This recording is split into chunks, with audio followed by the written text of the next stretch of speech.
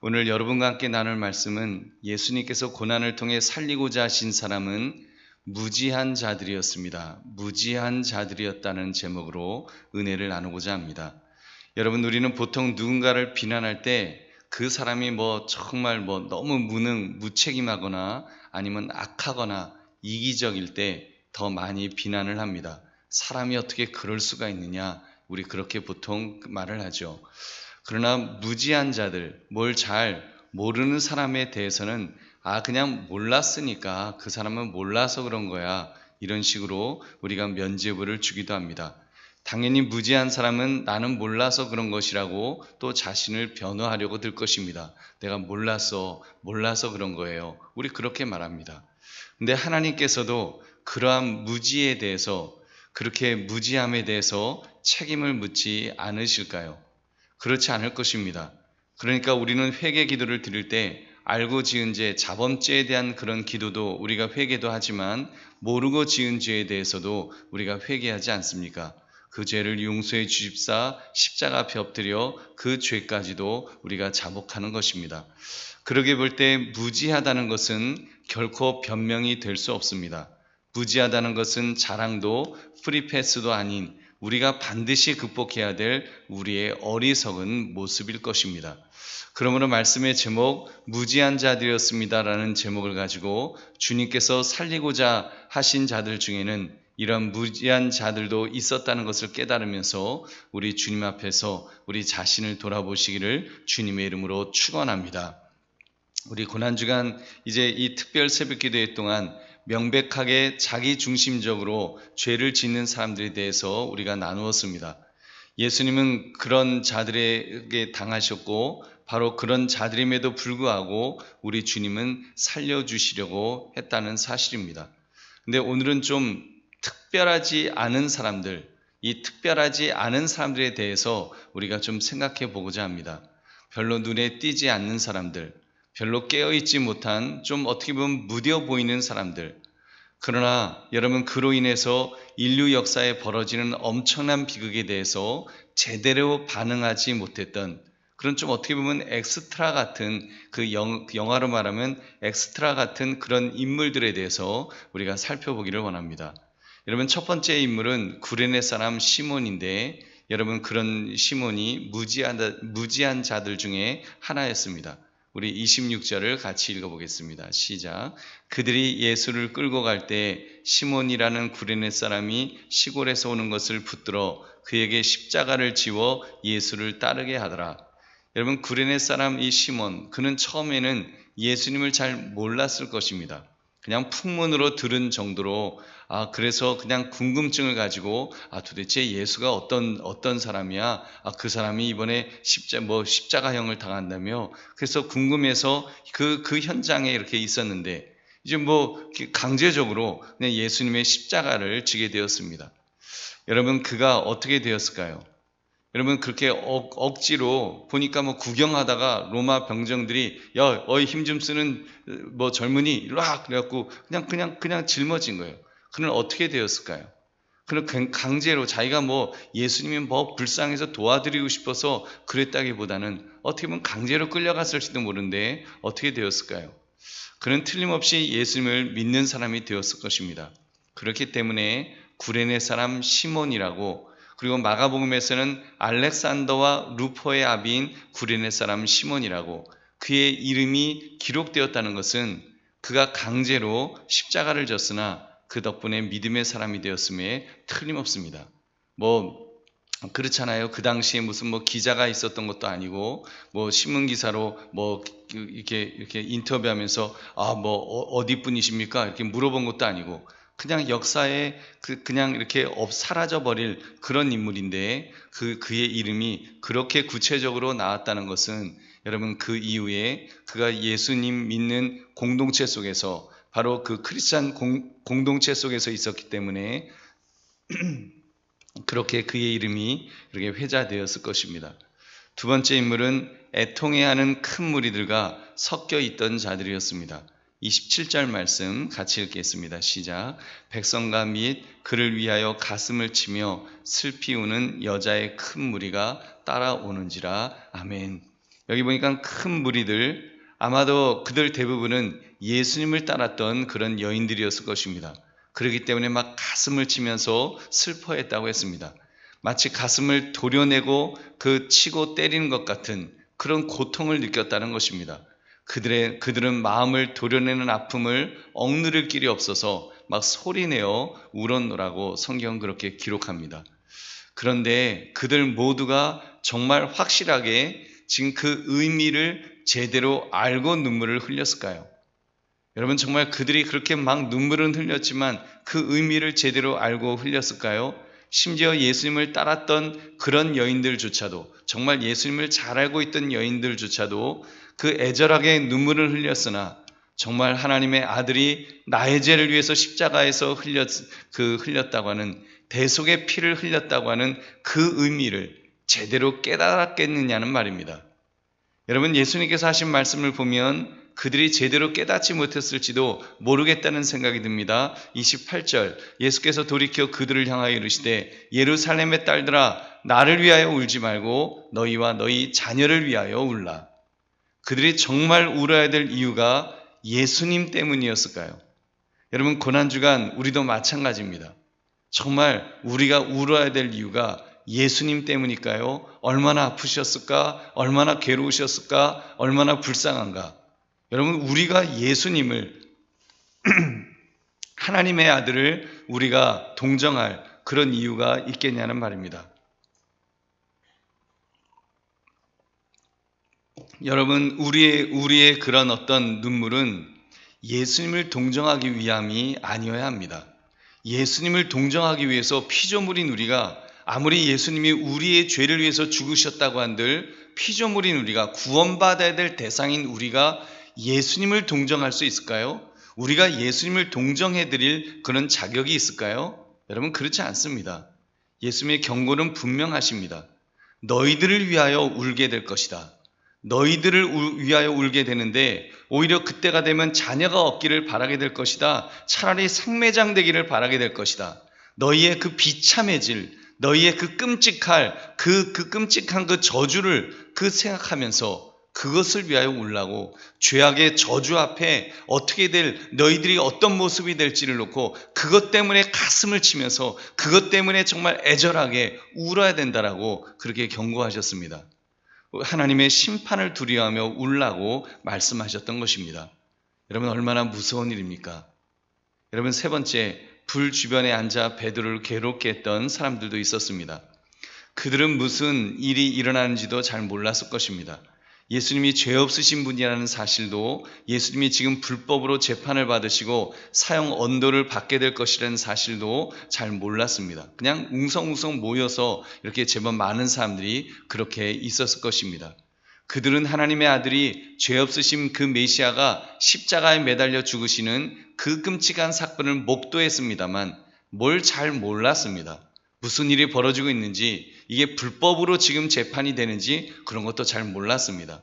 어찌 보면 메시아를 십자가에 못 박는 그 저주받을 일에 자기들도 모르게 동조자가 되었죠. 그래서 나중에 막 소리 지르지 않습니까? 이제 빌라도가 누구를 살려주랴, 바라바를 살려주랴, 아니면 저 예수를 살려주랴 물을 때 그들이 막 소리를 지르잖아요.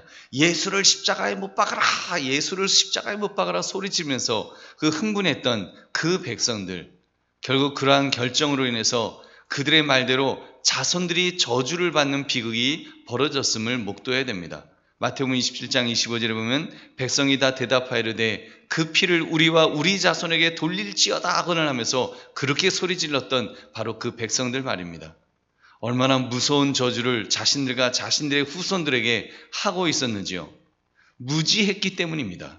그들은 무지해서, 영적으로 무지했기 때문에 그렇게 정말 끔찍한 그런 저주를 자기와 자기 자손들에게 그렇게 내뱉었던 것입니다. 우리 사랑하는 성도님들, 우리는 이러한 무지한 자들을 보면서 우리가 어떻게 신앙생활을 해야 할지를 우리가 결단해야 합니다. 우리 세 가지로 살펴보겠습니다. 첫째, 무지한 자라도 그 죄값을 물으신다는 사실입니다. 베드로가 불을 찔 때 그 재판에 관심을 가졌던 무리들이 나왔다 그랬습니다. 그리고 빌라도가 예수님에 대해 죄를 찾을 수 없다고 말했을 때 제사장들에게 선동된 무리들이 십자가에 못 박으라고 그렇게 소리를 질렀다고 했습니다. 심지어 그 피를 우리와 우리 자손에게 돌릴지어다라는 정말 그런 말까지 그 자기들을 저주하는, 자손들을 저주하는, 자녀를 저주하는 그런 말까지 했다고 했습니다. 여러분, 진정 그렇게 행동하는 그들에게 죄가 없는 것일까요? 하나님, 우리 뭘 잘 몰랐습니다. 우리 대지장에 속았습니다. 우린 잘 몰라서 했던 거지. 우리가 정말 이 하나님, 예수님이 하나님의 아들이신 걸 알았다면 그렇게 했겠습니까? 라고 변명할 수 있었겠냐는 말입니다. 그 역사의 현장, 하나님의 아들이 무고하게 십자가형을 언도당하시고 그 모진 고문을 다 당하셨을 때 그 현장에 있던 그 무리들이 죄가 없었겠냐는 말입니다. 여러분, 아닙니다. 분명히 죄가 있습니다. 죄가 있어요. 거기 있던 사람들은 다 죄가 있는 겁니다. 사실 무지하기로 말하면 예수님의 제자들조차도 모두 무지했습니다. 예수님께서 그렇게 죽으신가 부활을 예고했지만 그들은 알아듣지 못했잖아요. 무지했기 때문에, 영적으로 무지했기 때문입니다. 그래서 제자들에게 예수님께서 기도하라고 할 때 너희가 깨어 기도해라. 너희가 시험에 들지 않도록 깨어 기도해라. 마지막 정말 그 겟세마네 동산에서 예수님 그렇게 간절히 기도하시면서 그렇게 기도하라고 하셨을 때에도 그들은 잠에 빠져 있었습니다. 여러분, 그 무지했기 때문이에요. 무지했기 때문에 예수님 보시기에 그렇게 실망스러운 행동만 그렇게 했던 것입니다. 여러분, 우리 사랑하는 성도님들, 우리는 살아오면서 그런 무지하여 범한 죄가 여러분 없을까요?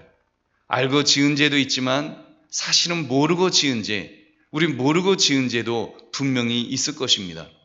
여러분, 내 이웃이 고통하고 있을 때 내가 돌아보고 있지 않다면, 내가 돌아보지 않았다면 여러분, 분명히 하나님은 우리에게 그 죄를 물으실 것입니다.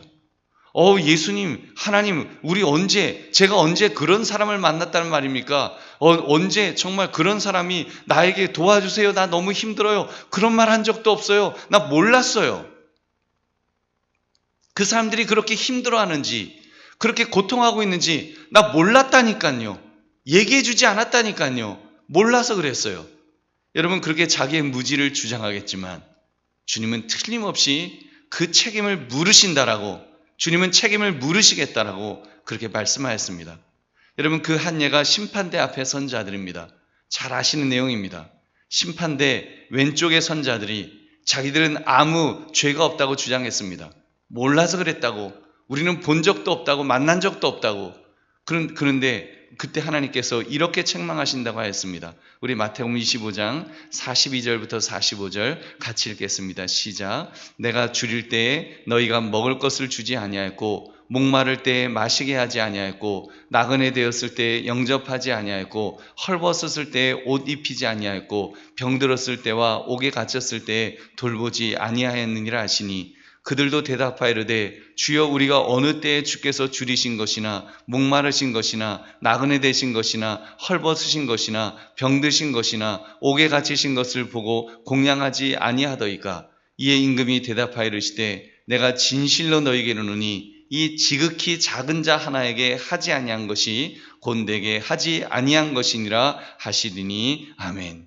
여러분, 그렇잖아요. 자기들은 몰랐다는 것입니다. 자기들은 예수님을 만난 적도 없었는데 언제 자기들이 예수님의 대접을 거절했었느냐고 변명했습니다. 예수님의 대답이 무엇이라고요? 무지한 거, 그거 죄다. 이미 예수님은 작은 자를 통하여 오셨는데, 작은 자를 통하여 이미 그들 앞에 있었는데 무지해서 깨닫지 못해서 그랬노라고, 예수님인지 몰랐다고 여러분 그렇게 말할 때 그 무지함의 죄를 지적하셨던 것입니다. 여러분, 그렇습니다. 무지한 자라도 주님께서는 죄값을 물으실 것입니다. 여러분, 그렇기 때문에 우리는 깨어 있어야 됩니다. 깨어서 주변을 살피고 깨어서 내 주변 사람들이 주님이 보내신 자임을 깨닫고서 정말 주님 대접하듯 대접해야 될 줄로 믿습니다. 돌아봐야 될 줄로 믿습니다. 우는 자들과 함께 울어야 합니다. 웃지만 말고 함께 통곡해야 됩니다. 그렇게 할 때 하나님께서 우리를 인정해 주실 것입니다. 그러므로 무지한 자라도 죄값을 물으시는 것을 깨달아서 우리 더욱 깨어 있으시기를 주님의 이름으로 축원합니다. 두 번째, 무지한 자라도 깨우치게 만들면 됩니다. 여러분, 특별히 오늘 본문의 이 구레네 사람 시몬, 그는 무지했다 그랬잖아요. 그는 호기심에 예수라는 사람이 십자가 진다고 하니까 그냥 구경 나왔다고 했습니다. 근데 그는 착출되었습니다. 몸이 건장한, 예수님의 십자가를 질만하다고 판단되어서 이렇게 뽑혔을 것입니다. 로마 군인들이 뽑았겠죠. 그러나 여러분, 영적으로 보면 하나님이 뽑으신 줄 믿으시기 바랍니다. 여러분, 하나님이 뽑으신 거예요. 그리고 서두에 말씀드린 것처럼 구레네 사람 시몬이라고 그의 이름을 분명하게 명시한 것은 그의 십자가 사건을 통해 변화되었음을 보여주는 것입니다. 여러분, 그 당시 그랬잖아요. 기자가 있었던 것도 아닌데 잠깐 십자가를 진 그 인물을 어떻게 성경 저자들이 그 이름을 출신지를 기억할 수 있겠습니까? 어떻게 알 수 있겠습니까? 그냥 어떤 사람이 십자가 졌더라 이렇게 돼야죠. 심지어 알렉산더와 루포의 아비라고까지 그의 그 아버지의 이름까지 이렇게 그 가족의 이름까지 다 알 수 있겠습니까? 여러분, 그가 믿음의 사람이 되고 그의 가족까지 구원받은 역사가 일어났기 때문인 줄로 믿습니다. 여러분, 그렇습니다. 설령 내가 원하지 않아도, 여러분, 나는 무지하여 그 사명이 어떤 가치가 있는지 모른 채 시작되었다고 할지라도 주께서 명하시면 순종해야 될 줄로 믿습니다. 여러분, 주께서 쓰시고자 하시면 순종해야 됩니다.